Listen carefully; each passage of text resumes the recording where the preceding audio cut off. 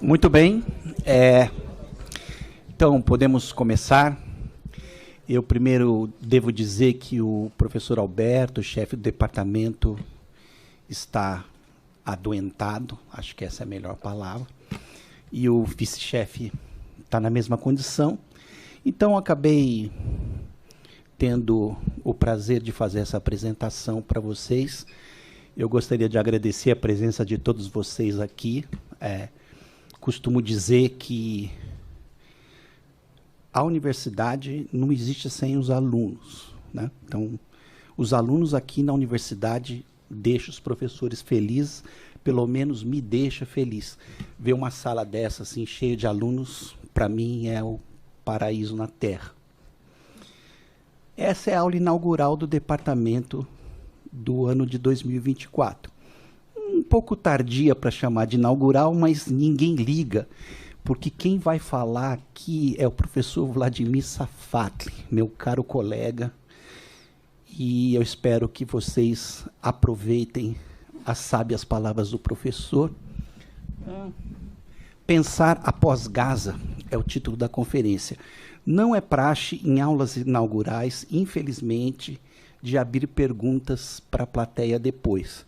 Então, depois, vocês abordem o professor e façam as perguntas que quiserem informalmente. Obrigado, tá bom? Tá obrigado. Valeu. Ok, então, primeiro eu queria agradecer infinitamente a oportunidade de estar aqui dando essa aula inaugural. Para mim é uma grande honra. Agradecer a presença dos meus colegas, Edelcio, Eduardo, Walter, todos os outros colegas que estão aqui, né? Agradecer muito a presença de todos vocês. E dizer que quando eu recebi o honroso convite de proferir a aula magna do nosso departamento, inicialmente eu apresentei um outro tópico de discussão. Porque a minha ideia inicial era falar da tradição de pensamento crítico, a qual eu me vinculei desde a época que eu era estudante de filosofia, ocupando exatamente o mesmo lugar que vocês ocupam agora, né? Bem, me refiro a essa tradição que mobilizou a dialética para compreender os impasses dos processos de formação e de desenvolvimento nacional, né, com as suas defasagens entre ideia e efetividade. Essa mesma tradição se dedicou de maneira rigorosa a repensar as potencialidades de orientação do pensamento crítico através da recuperação da lógica dialética, exatamente no momento histórico em que essa mesma dialética era recusada nos países centrais do capitalismo global. A ideia era partir desse ponto, né, e começar a falar das razões dessa interessante defasagem de uma tradição crítica que se constitui em um país periférico, no exato momento em que a dialética era recusada como um modelo crítico no outro lado do Atlântico. Falar dessa defasagem para melhor pensar o nosso lugar de pensamento, assim como as crises do presente e as suas potencialidades de transformação. Na verdade, essa era a minha forma de prestar uma homenagem ao trabalho superlativo desenvolvido no nosso departamento por nomes como Paulo Arantes, Rui Fausto, José Arthur Gianotti, além de Michel Levy, e de uma forma mais distante, mas nem por isso menos importante na configuração desse debate, por Rubens Rodrigues Torres Filho e principalmente por Bento Prado Júnior, a quem eu devo muito mais do que eu conseguiria expressar nesse momento. Nomes que eu espero que todos vocês possam conhecer e aprender a admirar. No entanto, dias depois, eu pedi ao departamento para mudar o título da minha saudação a quem ingressa nesse curso. E pode parecer inicialmente que essa mudança seria fruto do impacto relativo, digamos, a questões mais prementes do noticiário, como se fosse uma capitulação da filosofia à leitura dos jornais. Bem, na verdade, ao contrário, acho que ela diz respeito a algo de fundamental sobre o que, afinal, nós devemos compreender por filosofia. Essa mudança já é, à sua maneira, pelo menos para mim, uma forma que eu encontrei de procurar realizar o que se espera de uma aula inaugural.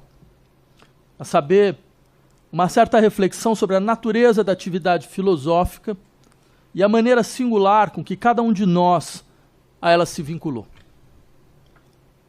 Michel Foucault um dia alertou contra aqueles que acabavam por compreender a filosofia como uma, eu cito, uma perpétua reduplicação de si mesma, um comentário infinito dos seus próprios textos e sem relação a exterioridade alguma.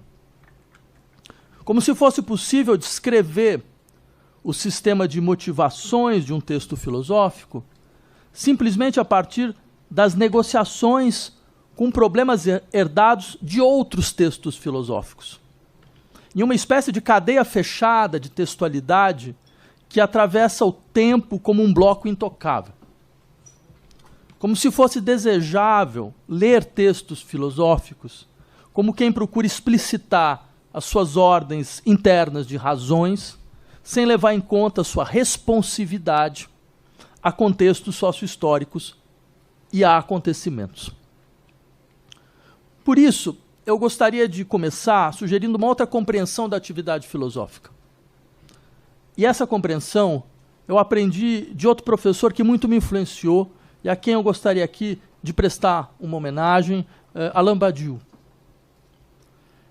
Essa compreensão vê na filosofia um certo tipo de escuta de acontecimentos capazes de produzir o desabamento do tempo presente. E essa formulação, eu diria, ela insiste inicialmente que a filosofia seria uma escuta voltada a seus exteriores. Como se fosse o caso de afirmar que ela seria uma reflexão para a qual qualquer matéria estranha serve. Ou diríamos mesmo, para a qual só serve a matéria que lhe foi estranha.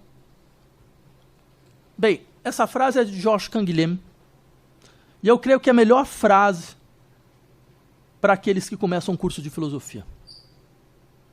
Porque ela fornece uma boa resposta ao problema do objeto próprio à filosofia. Porque haveria um conjunto de objetos que nós poderíamos chamar, afinal, de objetos filosóficos, assim como nós falamos que existem objetos e fenômenos próprios à economia, à teoria literária, à sociologia, entre tantos outros. Mas se existia esse conjunto de objetos, poderia um filósofo falar de um texto literário, fazer considerações sobre um problema econômico, ou discorrer sobre a natureza dos papéis sociais? Ao fazer isso, ele deixaria de ser filósofo? Bem, quando Canguilhem afirma que só serve à filosofia a matéria que lhe for estranha, é para lembrar que há uma especificidade do discurso filosófico. Ele não tem objeto que lhe seja próprio.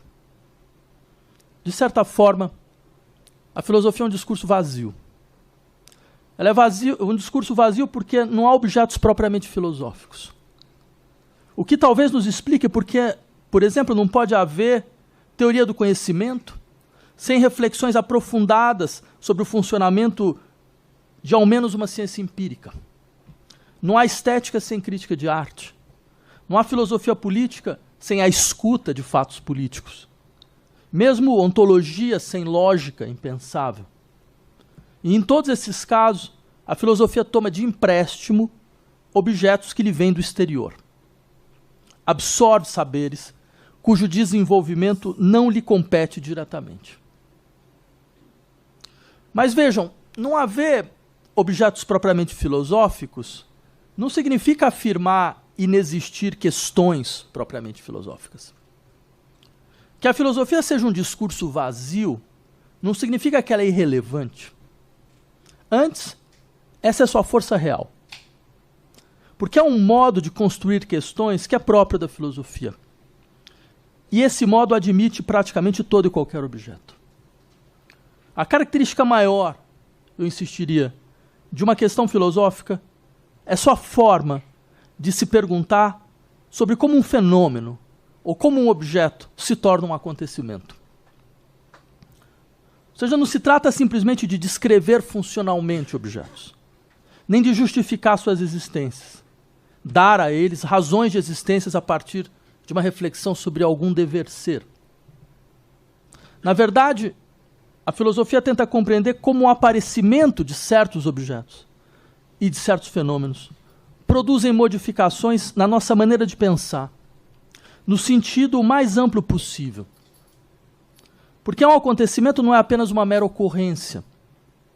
Ele é o que problematiza a continuidade do tempo, exigindo o aparecimento de outra forma de agir, de desejar e de julgar.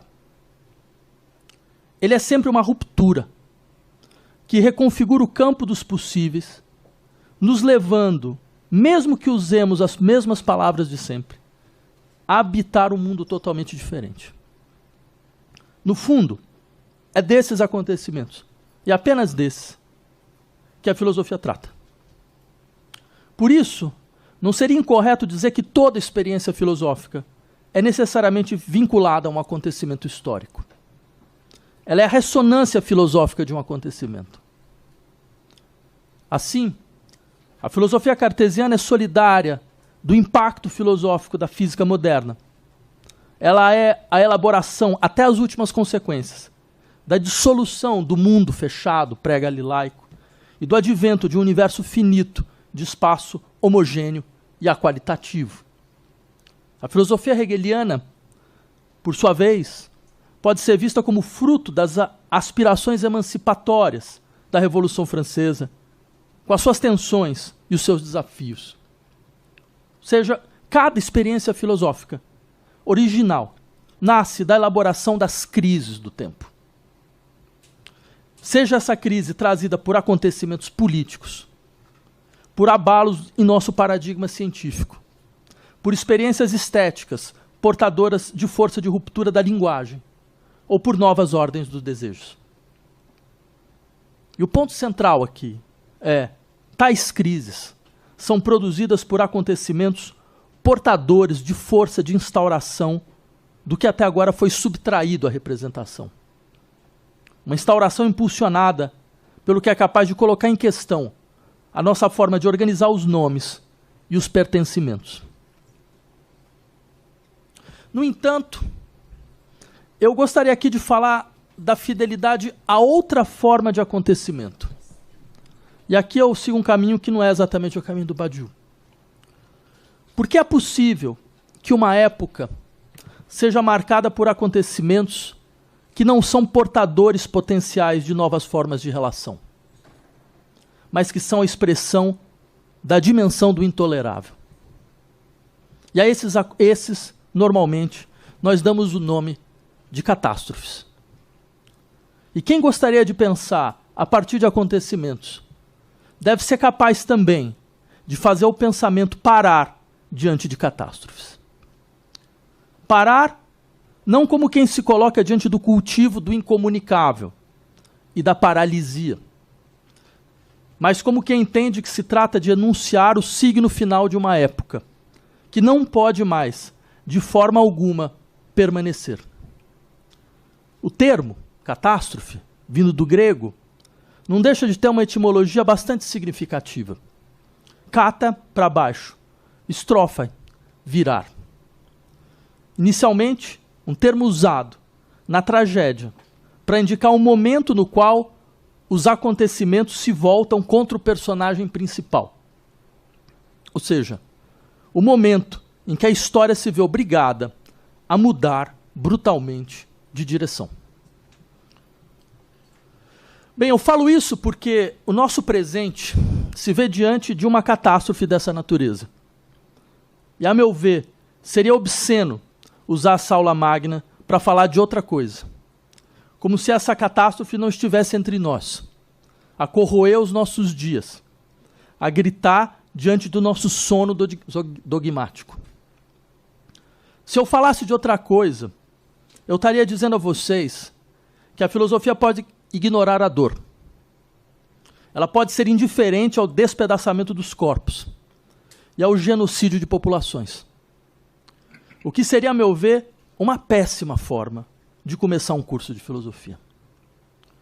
Eu estaria ensinando a indiferença e dando a impressão de podermos continuar a fazer o nosso trabalho como se nada tivesse a ocorrer. Decididamente, não é silenciando a dor que se começa a pensar filosoficamente, mas é a escutando, é fazendo o pensamento passar através dela. A catástrofe da qual eu estou falando, ela está associada a um lugar. Ele se chama Gaza. E eu gostaria de começar por lembrar que há vários sentidos do sintagma tão usado atualmente. Todo pensamento é pensamento a partir de um lugar. Afinal, nós devemos necessariamente particularizar lugares, ou nós devemos mostrar como certos lugares específicos nos permitem apreender a totalidade funcional do sistema social do qual nós fazemos parte. Um pensamento a partir de lugares tem sua força normativa restrita ao lugar de onde emergiu? Porque, vejam, alguns acreditam que nós devemos assumir uma limitação do pensamento à condição de ponto de vista, como se eu estivesse necessariamente vinculado ao lugar que eu ocupo e que definiria o meu ponto de vista. Um lugar que outro não poderia ocupar, ou um lugar que limita minhas pretensões de falar para todos e para quaisquer. A isso, alguns chamam de pensamento situado. Só que eu entenderia de outra forma a ideia de que todo pensamento é pensamento a partir de um lugar. Porque cabe a todo pensamento pensar a partir da capacidade de se deixar afetar por certos lugares que funcionam como sintomas da totalidade social. Há lugares que são como sintomas. Isso no sentido de lugares onde uma contradição global se explicita. Uma verdade expulsa retorna, fazendo o corpo inteiro claudicar. Um sintoma é o que nos faz não conseguir mais desviar, porque ele faz emergir algo que só poderá ser ignorado, a condição de criar um dispositivo de não querer saber. Um sistema de silenciamento e de apagamento, que sempre fracassa. E quanto mais fracassa, mais violento se torna. Bem, se assim for, todo pensamento é pensamento a partir de um lugar, não é necessariamente uma proposição que determina que só quem está em certo lugar, geográfico ou social, pode pensar certas situações. Antes, ele nos lembra que há lugares que todo e qualquer pensamento que aspire um conteúdo de verdade não pode ignorar, não pode se desviar. Há aquilo que nós poderemos chamar de uma universalidade de combate, e que consiste em associar a um lugar, a se associar a um lugar do qual nós não viemos. É um lugar habitado por pessoas que não têm nossas identidades sociais, nem partilham necessariamente nossas formas de vida. No entanto, nós sabemos que a possibilidade de uma humanidade por vir, e eu creio que essa ideia faz cada vez mais sentido, depende de nos associarmos a elas e pensarmos a partir dos seus lugares. E para a nossa época, esse lugar é Gaza. Alguém poderia começar questionando o significado dessa excepcionalidade dada a Gaza. Mesmo que nós estejamos diante do maior massacre de civis em todo o século XXI. 32.700 pessoas até hoje.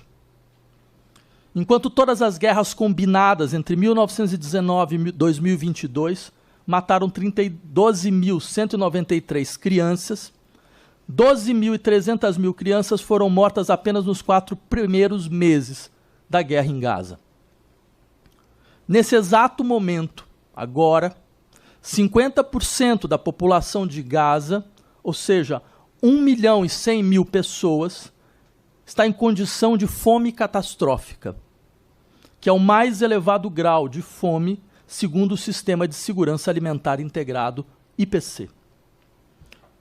Este é o maior número de pessoas já registrado de vítimas de fome catastrófica em qualquer lugar, em qualquer tempo, segundo palavras do secretário-geral da Organização das Nações Unidas. Mas não é essa magnitude que faz de Gaza o ponto de partida de todo pensamento que queira pensar a catástrofe que marca o nosso tempo. Afinal, nós poderemos entrar naquele exercício macabro e desprovido completamente de sentido de comparar extermínios e genocídios. E a esse respeito, eu só poderia aqui fazer minhas as palavras do antropólogo Luiz Eduardo Soares, que diante da contraposição entre genocídios, que visa apenas limitar a nossa capacidade de sentir o intolerável quando ele está diante dos nossos olhos, afirmou, em um texto memorável, as dores não são comparáveis. Elas são a mesma. Sim, e é verdade. Não há por que comparar a dor, porque até segunda ordem, não há em supermercados balanças de intensidades de dor, medidores de gritos, termostatos de explosões de edifício. Não se compara o que é o mesmo. Na verdade, eu insistiria, o que faz de Gaza esse ponto de partida do pensamento de nossa época é a conjunção entre 4 processos: repetição, dessensibilização, deshistoricização, vazio legal. Eu queria então falar de cada um deles, por entender que eles não são apenas reações ao que vem de Gaza, mas eles são dispositivos globais de governo a serem aplicados em escala indefinida contra populações colocadas em extrema vulnerabilidade. Ou seja, Gaza diz respeito a todos nós, porque nós estamos diante de uma espécie de laboratório global para novas formas de governo. Como nós já vimos em outros momentos da história, práticas e dispositivos de violência estatal e de sujeição desenvolvidas em locais específicos são paulatinamente, normalmente nas periferias do mundo, são paulatinamente generalizados em situações de crise nos países centrais do capitalismo global. Quando pensadoras como Berenice Bento afirmam existir uma palestinização do mundo, há de se tomar essas palavras a sério. E permitam-me sugerir uma rápida análise macrohistórica para contextualizar o que eu tenho em mente. Nós estamos diante de uma conjunção inédita de crises que não tem como passar dentro do sistema capitalista que a gerou. Crise ecológica, crise demográfica, social, econômica, política, psíquica, epistêmica.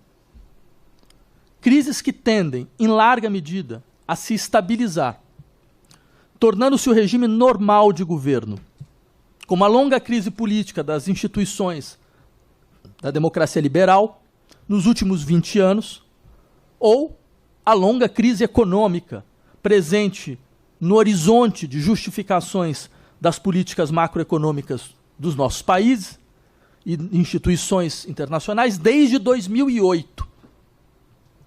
Essas crises, elas não impediram a preservação dos fundamentos da gestão econômica neoliberal, nem o aprofundamento da sua lógica de concentração e de silenciamento de lutas sociais. Antes, nós podemos mesmo dizer que elas forneceram o solo ideal para a realização desses processos. Essa dinâmica de normalização das crises aponta para uma mutação das nossas formas de governabilidade, porque essas podem cada vez mais normalizar o uso de medidas excepcionais, violentas e autoritárias no interior de processos de gestão social, já que nós estamos em situação de medo contínuo. E diante de uma situação dessa natureza, algumas possibilidades se colocam diante de nós.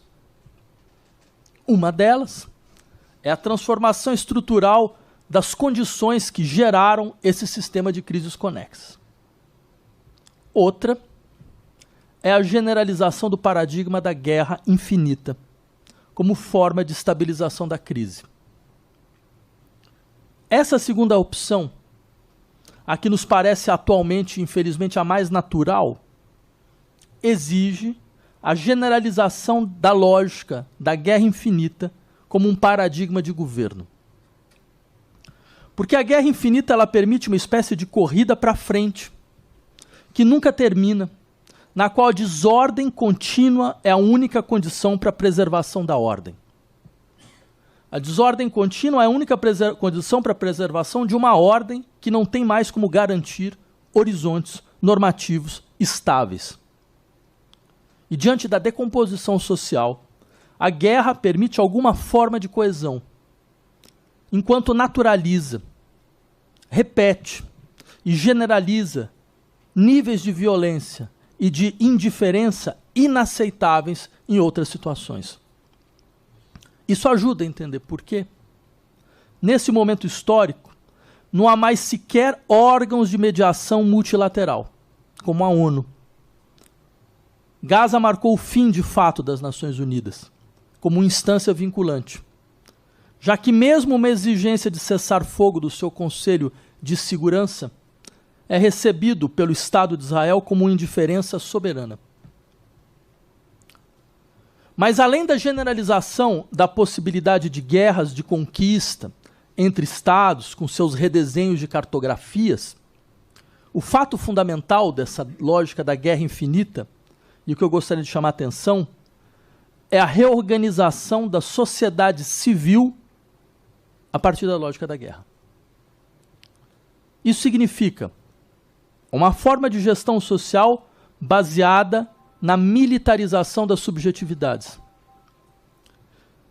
que passarão, então, a naturalizar a execução e o extermínio, que se organizam como milícias, que se identificam com a virilidade vazia dos fracos armados, que transformam a indiferença e o medo em afetos sociais centrais.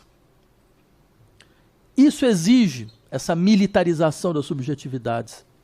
Exige também a construção de inimigos que não podem e nem devem ser vencidos. Inimigos eternos, que devem periodicamente nos lembrar da sua existência, através de um ataque terrorista, de uma explosão espetacular, ou de um mero problema policial elevado à condição de risco de Estado. Por fim, militarizar as subjetividades significa também implodir todos os vínculos possíveis de solidariedade em nome de uma defesa da minha comunidade ameaçada, da minha identidade colocada em risco, que por estar em risco pode produzir as piores violências, como se tivesse o direito soberano de vida e morte contra o inimigo que se confunde com o outro. Bem, o que eu gostaria de defender com vocês é que esse processo tem como seu ponto de inflexão essa operação macabra que nós vemos agora todos os dias e que consiste em fazer as pessoas não sentirem Gaza. E esse é o verdadeiro experimento social. Dessensibilizar sujeitos a catástrofes. Levar pessoas a não mais se indignarem, nem agirem para impedi-la. E se isso for possível, então Gaza vai ser apenas o primeiro capítulo de uma implosão social generalizada. Vejam, o que efetivamente me levou a trocar o tema da minha aula magna foi uma cena que eu queria mostrar a vocês de novo. City, hundreds desperate for food swarm the trucks, as seen in this drone video. A rua Al-Rashid, no qual mais de 100 palestinos foram mortos pelo exército israelense quando procuravam por comida.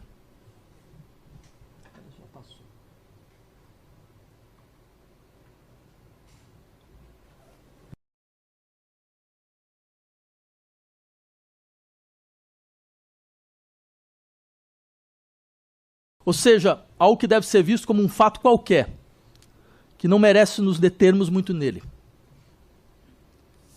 No entanto, esse massacre ocorreu 2 vezes. A primeira, através da eliminação física de uma população reduzida à condição de massa faminta, lutando pela sobrevivência elementar. Mas a segunda, através dessas imagens que vocês viram agora. O documento visual que atravessou o mundo foi a redução dessa população a pontos em movimento, marcados como se marca um alvo em um jogo de videogame. A perspectiva não é a perspectiva humana dos corpos que caem. Ela é a perspectiva fria do drone, que faz dos corpos entidades indiscerníveis, pontos em movimento, manchas em uma tela. O que valeu como documento era uma imagem cirúrgica, dessensibilizada, da perspectiva do drone. Mas da perspectiva do drone, essas pessoas já estavam mortas. Elas eram pontos e nada mais. E esse foi o segundo massacre. O massacre simbólico. Talvez ainda mais intolerável que o primeiro, porque é a expressão da redução do humano a um limiar entre o nada e o alguma coisa. Redução a um ponto. Essa imagem monstruosa, no entanto, ela mostrou a verdade de um processo de dessensibilização, que é uma dimensão insuperável do nosso discurso sobre justiça. É o seu ponto cego constitutivo. Nossos princípios normativos de justiça e reparação comportam necessariamente pontos cegos, espaços de dessensibilização e de desumanização. Nesses lugares, nesses pontos cegos, nada se vê. Existe uma exigência fundamental de impedir o trabalho de dolo coletivo, de luto público, de indignação. Por isso, lugares como Gaza são constituintes da nossa ordem política. Eles sempre existiram e, em intensidade diferente, eles continuam a existir. O que Gaza faz é, de certa forma, ampliar essa lógica, expô-la de forma crua, em toda a sua brutalidade. Até hoje, não houve ideal de justiça sem cegueira, defesa da integridade física de sujeitos sem o direito de apagamento de outros. Isso não poderia ser diferente em um mundo sujeito à extensão ilimitada de um sistema de produção na qual a possibilidade de igualdade radical é estruturalmente negada. E é interessante perceber essa dessensibilização não apenas nos discursos políticos globais, mas, e é isso bem para nós aqui, tem um interesse ainda particular, em filósofos aparentemente comprometidos com os mais altos desígnios emancipatórios do pensamento crítico. No dia 13 de novembro de 2023, nomes fundamentais da teoria crítica contemporânea, essa mesma teoria a qual eu me sinto vinculado, como Jürgen Habermas, Rainer Forst, Nicole Delhoff e Klaus Günther, entenderam por bem publicar um texto a respeito do conflito palestino e as suas consequências, intitulado Princípios de Solidariedade. Começando por atribuir toda a responsabilidade dessa situação aos ataques do Hamas, como se tudo tivesse começado em 7 de outubro de 2023, defendendo o direito de retaliação do governo israelense e fazendo considerações protocolares sobre o pretenso caráter controverso da dita proporcionalidade da sua ação militar, o texto termina por afirmar que seria absurdo pressupor intenções genocidárias ao governo de extrema-direita de Israel, conclamando todos ao mais profundo cuidado contra, eu cito, sentimentos e convicções antissemitas por trás de toda forma de pretexto. Bem, o que eu posso dizer, em 3 de abril de 2024, é que até agora ninguém pediu desculpas por esse artigo. O que me interessa aqui é como esse artigo demonstra que princípios universalistas de justiça podem muito bem ser usados estrategicamente para espiar fantasmas locais de responsabilização perante catástrofes passadas, criando uma bizarra desensibilização com argumentos morais. Ele mostra como a fidelidade a um trauma histórico, o sentimento de responsabilidade diante do passado, pode nos levar a uma profunda dessensibilização do presente. Psicanaliticamente, eu teria milhões de coisas a dizer a esse respeito, mas eu deixo para depois, né? Principalmente, isso mostra como a exigência de memória pela qual passou o povo alemão não foi um trabalho de elaboração e de reflexão. Na verdade, foi uma operação de adestramento. Porque reflexão ocorre quando nós entendemos, por exemplo, eu cito aqui Dialética do Esclarecimento, Adorno e Horkheimer, a cólera é descarregada sobre os desamparados que chamam a atenção. E como as vítimas são intercambiáveis segundo a conjuntura, vagabundos, judeus, protestantes, católicos, cada uma delas pode tomar o lugar do assassino, na mesma volúpia cega do homicídio, tão logo se converta na norma e se sinta poderoso enquanto tal. Veja, essa passagem, ela nos lembra que nós não devemos olhar para os atores das opressões sociais, pois eles podem mudar de lugar. A experiência da opressão não basta para a produção de práticas de emancipação e justiça. Antes, ela muitas vezes pode levar apenas à justificação de práticas de autopreservação comunitária diante da lembrança, constantemente reiterada, de uma violência anteriormente sofrida. Fomos violentados, e nós temos o direito a tudo, para que sequer a sombra dessa violência paire novamente. E nós poderíamos lembrar de vários momentos nos quais a opressão anterior acabou por justificar práticas de imunização do corpo social. Ela vai, então, mobilizar todos os recursos e forças para imunizar grupos, reforçar a segurança, constituir fronteiras. E não por acaso o apartheid foi criado por um povo, os afrikaners, que havia sido anteriormente vítima do primeiro uso sistemático de campos de concentração, com práticas de extermínio, na Guerra dos Boers. Quando nós não conseguimos refletir sobre processos, nós nos adestramos a um imaginário estanque. Ao invés de compreender estruturalmente as dinâmicas da violência e do extermínio, com sua mobilidade possível de ocupantes, nós nos fixamos em imagens e representações, mesmo que antigos oprimidos estejam a massacrar novos oprimidos.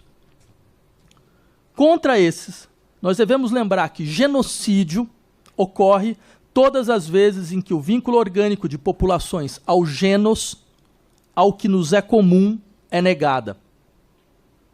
Quando o comandante das Forças Armadas israelense diz que do outro lado há animais humanos, ele expressa, de forma pedagógica, intenções genocidárias.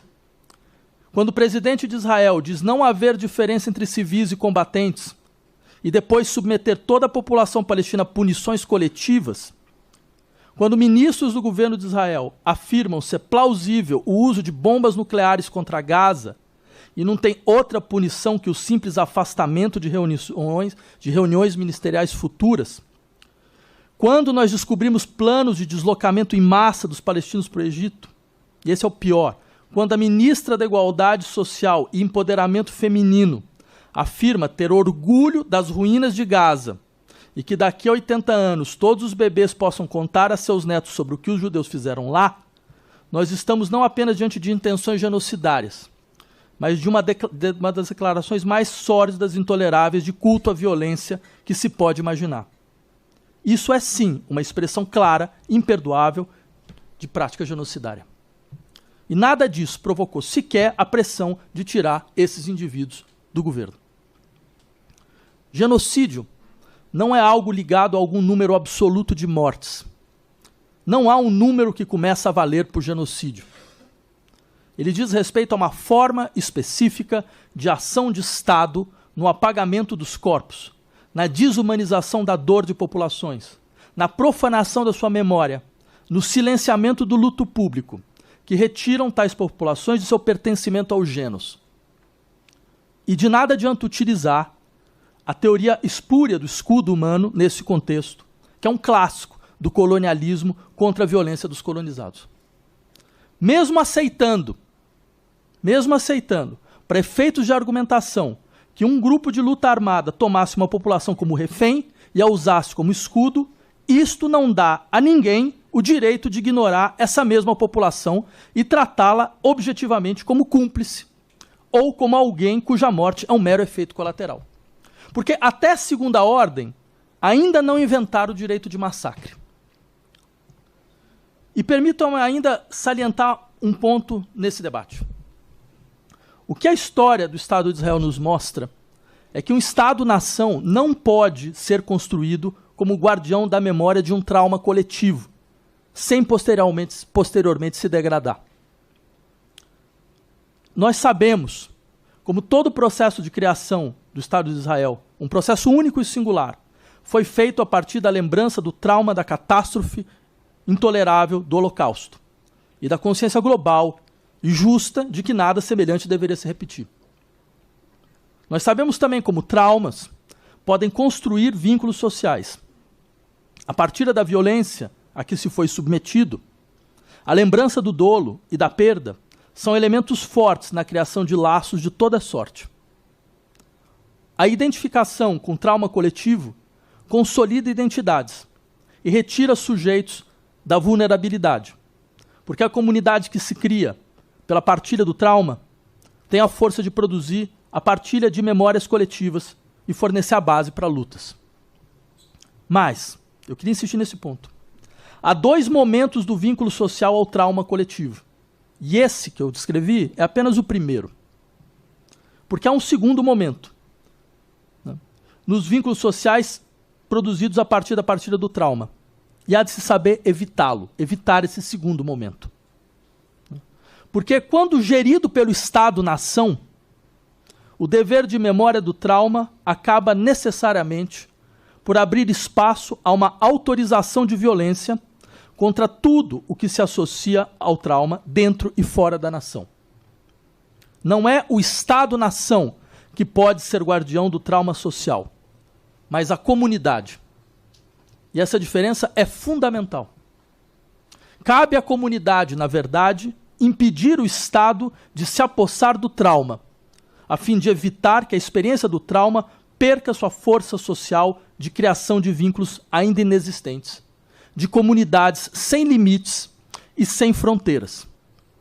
Uma força vinda da certeza de que nunca mais o trauma deve se repetir, em nenhum lugar, muito menos em territórios que ocupei ilegalmente. Mas há ainda algo a mais que impressiona no texto assinado por Habermas e companhia. Trata-se da sua deshistoricização e da sua indiferença ao vazio legal a que os palestinos estão submetidos. Alguns gostariam de começar toda essa discussão a partir dos terríveis ataques de 7 de outubro feitos pelo Hamas. Minhas críticas ao Hamas foram repetidas várias vezes nos últimos anos. E minha recusa absoluta contra ações indiscriminadas visando civis é incondicional. Mas faz parte das práticas de dessensibilização privar populações da história das suas lutas.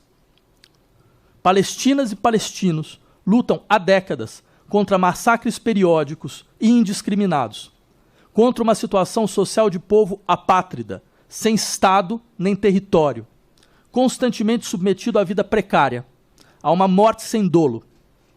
A característica fundamental da vida em Gaza é a repetição bruta do massacre. Operação Chuvas de Verão, 2006.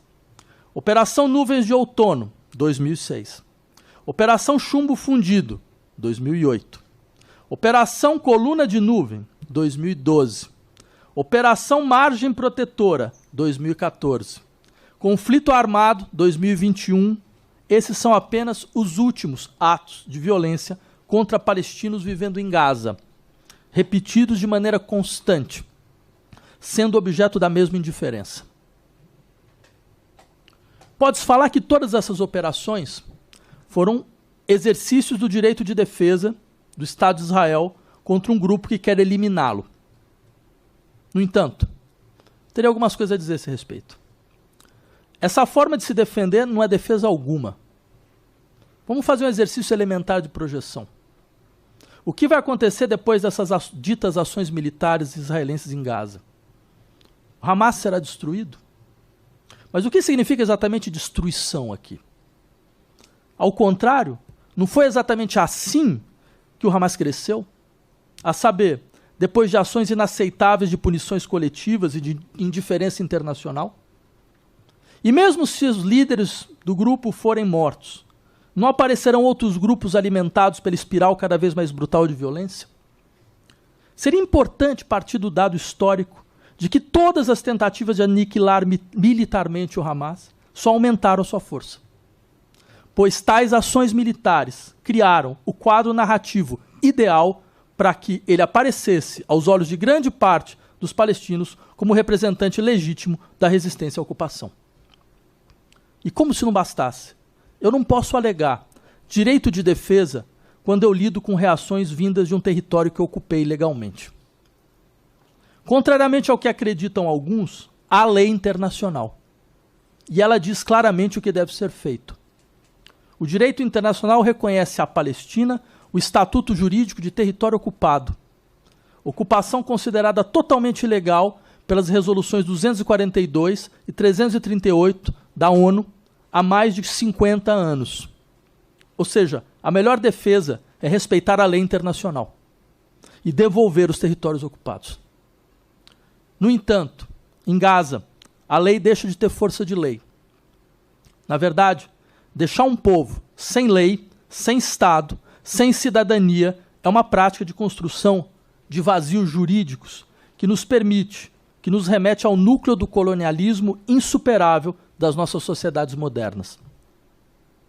Nossas sociedades continuam coloniais. A questão central é contra quem? Quem são os colonizados atualmente? Pode-se falar da permanência do colonialismo porque nós estamos diante de um poder soberano que decide quando a lei vige e quando a lei é suspensa. Em que território ela se aplica e em que território ela é impotente. A isso, alguns chamam de democracia. No entanto, isso é apenas a partilha de uma geografia da lei típica das relações coloniais. Por isso, eu terminaria deplorando com todo o vigor acadêmicos e acadêmicas que se dizem guardiães do pensamento pós-colonial e que se calaram vergonhosamente diante de uma típica catástrofe colonial, que fizeram declarações protocolares, que parecem mais indignados diante de problemas pronominais do que diante de corpos enterrados sob escombros de bombas. Quem quiser pensar criticamente deve estar disposto a não colocar seus interesses pessoais diante dos engajamentos necessários. E eu realmente desconfio que o pós-colonialismo de alguns termina nos limites do Comitê de Diversidade do Magazine Luiza. E eu queria aqui aproveitar, inclusive, e reconhecer a coerência profunda e a honestidade intelectual desses outros acadêmicos e acadêmicas que sofreram as piores retaliações e estigmatizações por demonstrarem solidariedade ao drama palestino em um momento no qual a solidariedade se tornou uma das armas mais raras. E, a meu ver, eu creio que algumas dessas pessoas entenderam que, nessas horas, a filosofia deve funcionar como um freio de emergência. Vocês devem conhecer esse fragmento de Walter Benjamin, eu cito. Marx diz que as revoluções são a locomotiva da história universal. Mas talvez as coisas se passem de maneira diferente. Talvez as revoluções sejam o gesto de acionar o freio de emergência por parte do gênero humano que viaja nesse vagão. Em um momento no qual fica cada vez mais clara as relações orgânicas entre últimos aparatos da últimos anteparos da civilização ocidental e extermínio, últimos anteparos da democracia e catástrofe, vale a pena lembrar que os verdadeiros gestos revolucionários são esses que decidem puxar o freio de emergência. E por isso, eu gostaria de terminar essa aula inaugural apelando a essa língua falada pelos habitantes de Gaza, a língua que foi a língua dos meus antepassados, mas que nunca foi falada nas nossas casas. A língua que nunca ouvi, porque o seu silêncio representava a crença de que haveria uma integração perfeita ao Ocidente. Em um momento de desintegração, eu queria então terminar com essa língua silenciada pela crença em uma integração que nunca ocorreu da forma como foi prometida. Como se fosse o caso de resgatar das ruínas aquilo que foi excluído da nossa voz, para que essa língua silenciada possa trazer a dor das promessas não realizadas e da continuidade das lutas. Com a língua dos habitantes de Gaza, eu gostaria de terminar essa aula inaugural lembrando que não há liberdade sem terra e que não há vida possível sem liberdade. Le Haya Pidu Nahudia. Muito obrigado.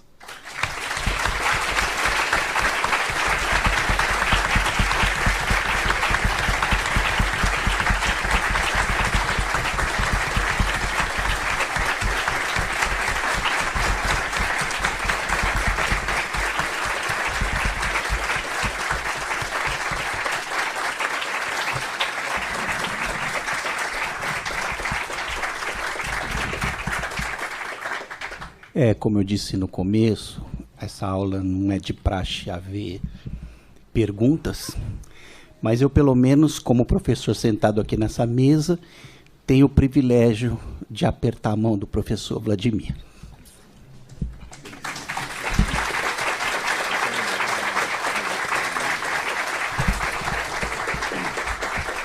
Muito obrigado pela presença de todos.